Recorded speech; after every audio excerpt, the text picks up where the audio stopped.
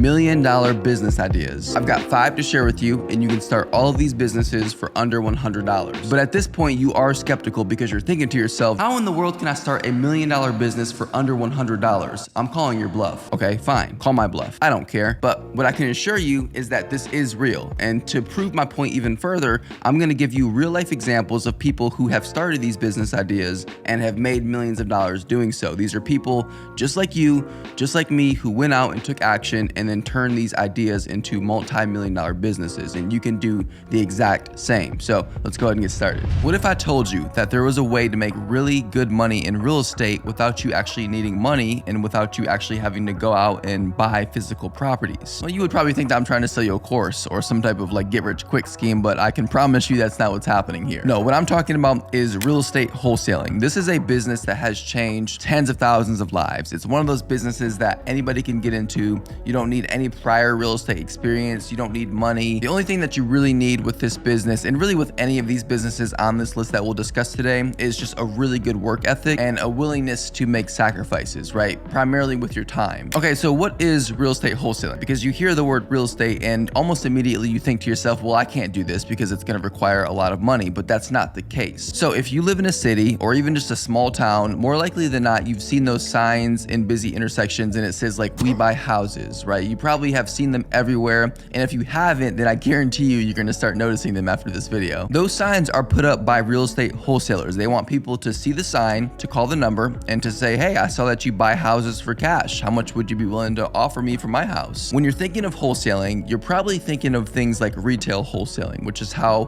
supermarkets like Walmart are able to sell their products at such a low price and still make a profit. Let me just clarify that that's not how real estate wholesaling works at all. In fact, you're not actually buying any real estate when you're doing real estate wholesaling, and you're not going out and buying 20 properties at once and then selling them all at marked up prices. It's not how it works. The primary goal of a wholesaler is to find properties that are distressed, because typically properties that are distressed, aka in bad condition, like if you drive past it, you see that the blinds are always closed, or perhaps the lawn is just a mess, like the grass is growing, weeds are growing, you know, shutters are falling off the house. It's obvious that nobody is living there, that the house is sitting vacant, or if somebody is living there, that they don't care enough to take care of the house. That is considered a distressed property, and in the eyes of a wholesaler, this is the gold. So the job of a wholesaler is to find these types of properties, and there's a myriad of ways that you can go about doing this that we're not going to discuss in this video. Once again, I'll give you some resources toward the end of this section right here. In a nutshell, the entire process from start to finish looks a little something like this. The wholesaler, her name's Kate, she finds a property that is probably distressed, and she's able to agree with the homeowner to get that house under contract to purchase it. However, Kate then goes to her network of investors and she assigns the contract instead to one of them. So instead of Kate purchasing the home and then selling it for a profit, she instead simply contracts it to the investor for a fee. This is typically known as the assignment fee, and it can range from just a few $1,000 to as much as $100,000. The goal in real estate wholesaling is to sell the home to an interested party before the contract with the original homeowner closes. This means that no money is technically ever exchanged between the homeowner and the wholesaler, not at least until the wholesaler is able to find a buyer, right, from his network of investors. Once he finds a buyer, he's able to assign that contract over to them and then collect an assignment fee. Many wholesalers did not spend a single dollar to find their first deal, and once they get that first deal, it's able to propel them to find even more deals, because now they have money to spend on potentially marketing and things like that to find more potential homeowners who want to sell their homes. Pretty much the only thing you have to pay for with this at the beginning is gas, and that's only if you're driving around in your car. Perhaps you live in a neighborhood or near a neighborhood that has a lot of distressed properties and you can simply just walk or ride your bike there, in which case you don't have to spend any money. Okay, so how do you get started with real estate wholesaling? So I would recommend that you check out 2 YouTube channels. The first one is a guy named Max Maxwell. All of his knowledge, all of the content that he gives away for free on YouTube. And so I would highly recommend that you check this guy out. Another guy that I would recommend is Brent Daniels. He also provides a ton of free value in his videos. I would also recommend that you listen to some real estate wholesaling podcasts. There are more than enough free tools out there on the internet to get started with wholesaling completely free without spending a single dollar. And many wholesalers end up becoming multimillionaires from wholesaling, and then they're able to flip that money into investing in real estate long term, and then they can of course flip that money into investing in other things, and the wholesaling just sort of acts as their cash cow that they can just continue to make money with to invest in other things to build their wealth. All right, coming up at number 2, we've got cleaning services. Yes, I am talking about janitorial, maid services, and even crime scene cleanup. This is an untapped industry that has so much potential, and only a few people are willing to drop their pride, to drop their dignity, and go and clean toilets for $1 million. The internet is literally littered, pun intended, with articles and stories of entrepreneurs who went out and started cleaning companies that eventually turned millions of dollars, and to this day are still turning millions of dollars. And some of them have gone on to franchise their business, which of course creates a massive opportunity for that much more growth. So I found this article a couple of years ago, and it was about this guy who started a crime scene cleanup company. And basically all they did was they were contracted to go to crime scenes and clean up the mess. Now, I probably don't have to explain to you the type of stuff that they were running into and how most people are not willing to do that job because it's extremely gruesome. For that reason, it paid really well, and he was able to build up his clientele, start buying better equipment, buying more vehicles, hiring employees to have a much further reach to make even more money. But all of it started because of his willingness to want to change. There's this article on CNBC about this guy who made $11 million scrubbing toilets, quote unquote. So this guy started a company called Two Maids and a Mop, and you might recognize that that's a play on Two Men in a Truck. And here's another story of a woman who started a cleaning company called Green Clean Squad. And then just 3.5 years later, the company already made its first million. I mean, there are stories literally everywhere of people who have started cleaning companies and they've turned it into million-dollar, multi-million-dollar companies. We could do this all day where we just go through and look at these stories, but the examples are there. Like, the proof is there that this is a very lucrative business. So it's up to you to decide if this is actually a business that you would be willing to do. Are you willing to scrub toilets and clean floors for $1 million? It sounds funny, but that's what's happening here. That's how people are making their money. Okay, so how do you get started? How do you start your own $1 million cleaning company? Well, for starters, it would of course help if you knew how to clean. There is a big difference between how you and I clean our homes versus a professional, right? A professional knows certain techniques and has certain cleaning products that work better than others that they can use to do a much better job. And it's up to you to learn how to do those things. And I can almost guarantee you, I haven't even looked yet, but I can guarantee you that there is probably a YouTube channel, probably more than one,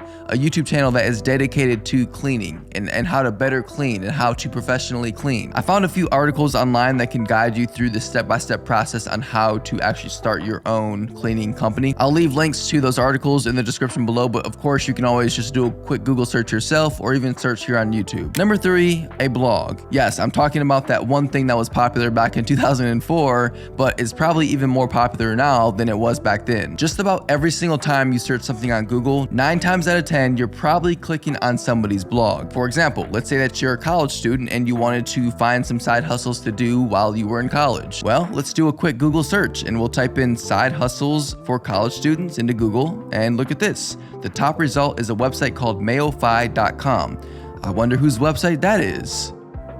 Or let's say you were searching for a recipe. All of these search results are blogs. And that's really the case with most Google searches. It's probably gonna be somebody's blog, and they're probably making money from that blog, especially if they're ranking number 1 on a certain keyword. If you don't have some type of ad blocker or something that you can use to block the ads on the website, then more than likely when you land on the web page, you're gonna see ads. That's one way that these blogs make money. Another way is through affiliate marketing. If you ever go to a website and you click on a link that leads to an external website, like some type of service or something, more than likely that blog is making money from that link. There are hundreds, thousands of people making millions of dollars a year on their blog. I know that sounds kind of unreal, but I'm telling you, just do a really quick Google search and you will see that there's so many stories out there, just like with the cleaning companies. There are so many people making so much money with their blog, and there are even more people making hundreds of thousands of dollars with their blog. And so even if you aren't making $1 million with your blog, you can still potentially make hundreds of thousands of dollars, and that's life-changing money. Honestly, anybody can do it. That's the thing about all of these business ideas on this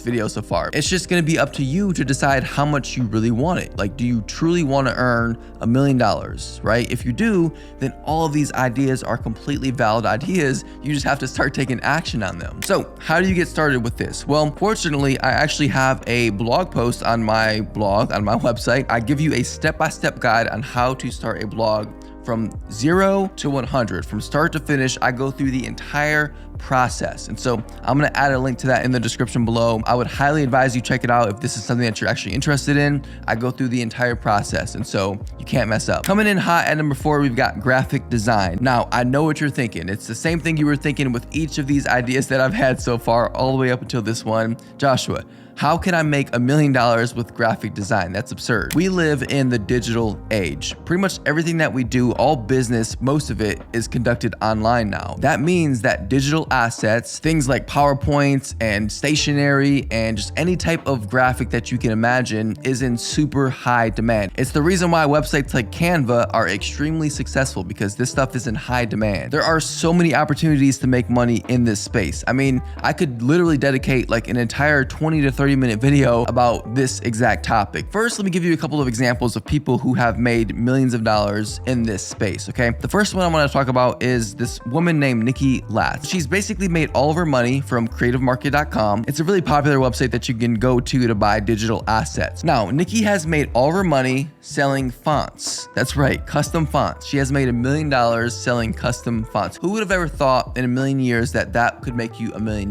These marketplace websites make it so easy for your products to get exposure because they're already getting traffic. They already have millions of people coming to their website every single day. And so by you posting your assets onto this website, as long as they're actually good, then you will start getting sales. I actually sell some website templates on Creative Market, and I have for a couple of years. Now, I haven't made like life-changing money on the website, but it's certainly provided me with a little bit of extra passive income. It's nice to wake up some mornings and see that I, made 40 bucks last night in my sleep. Somebody else who I want to bring your attention to is a woman by the name of Sarah Titus, and she built a multi-million-dollar business selling printables. That's right, I'm talking about the things that you see on Pinterest all the time. Calendars, planners, things that you print out from your computer. She's not actually selling anything physical. All she's doing is creating these graphics, and she's selling them to you as a PDF basically that you can print out. And she's made millions of dollars doing this. In order to be successful in this business, you don't have to have immaculate graphic design skills. You don't have to be perfect at using Illustrator or Photoshop.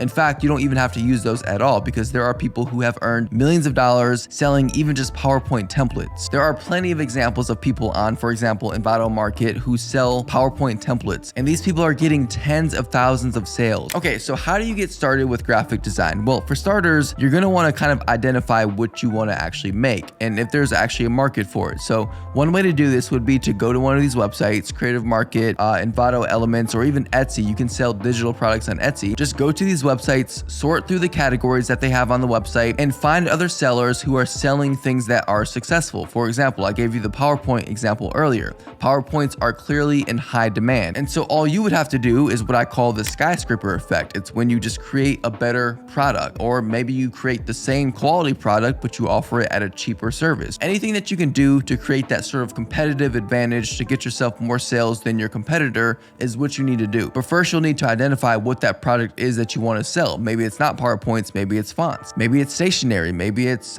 website templates like what I'm doing. I mean, it can be anything in the world as long as there is an active market for it of people who are actually buying those items. The next thing you'll want to do is actually create a few of these products yourself, because before you actually go and open up an account on these marketplace websites, they'll want to see that you actually have examples of your work to post onto their website. And then once you do that, you can submit your items to these marketplaces and open up your account and then start selling. So the last one on the list is going to be starting a digital agency. Now, the term digital agency is a very broad term used to describe a company that provides a service to a client who pays them money. So for example, I run a web design agency. Clients pay me money to build them a website. I am providing them with a service in exchange for money. And there are plenty of examples of different agencies that you could start. And the really good thing about an agency is that you don't actually have to do any of the work yourself. If you can go out and you can find clients who are willing to pay you money for a certain service, you can always outsource that work to a freelancer by using a website like Upwork or something. You can find freelancers who are willing to do the job, and you can just pay them a cheaper price than what the client is paying you, the agency. You don't have to go and hire a full-time employee to work with you and then pay their salary. All you have to do is just pay them on a per contract basis. And so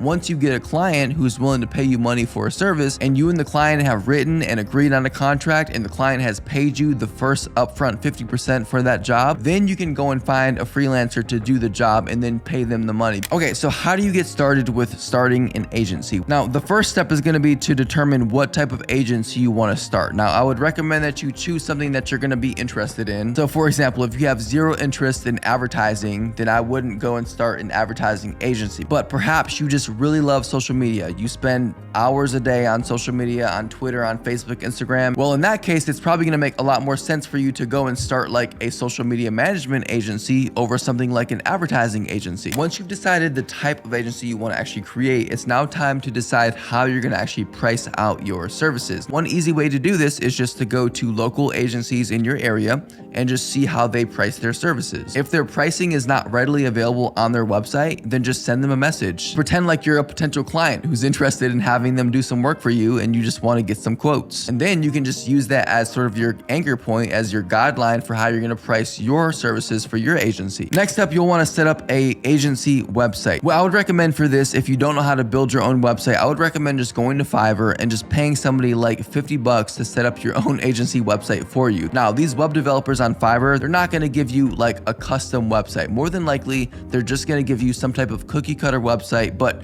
honestly, that's more than enough to get you started, because all you need is just to have some type of online presence. And the best way to do that is to have your own website. Once your website is built and set up, you'll need to set up a Google My Business account so that your business can actually be listed on Google so that people can find you. Setting up your own Google My Business is of course free and very easy, and you can just do a really quick YouTube search on how to do this step by step. It's a super easy process. And then finally, you need to start finding ways to promote your business. Now, the one thing that I would recommend you do is ask friends and family to leave you 5-star reviews for your business on Google. That's going to be by far the easiest and of course the cheapest way to get yourself ranked really well in Google for your specific service in your area. Okay, so if you made it this far in the video and you have not, 1, subscribed to the channel, and 2, dropped a like down below, then please do me a huge favor and do both those things. It helps the channel out so much, and I just appreciate your support so much. And of course, for those of you, my friends, who have stayed and watched until the end, I hope that you were able to get some value from this video. And yeah, as always, I will see you again very soon.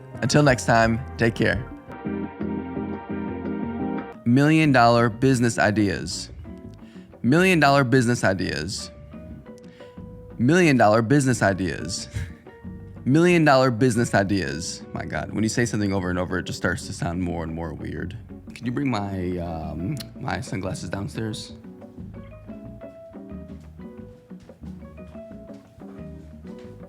Got the shades.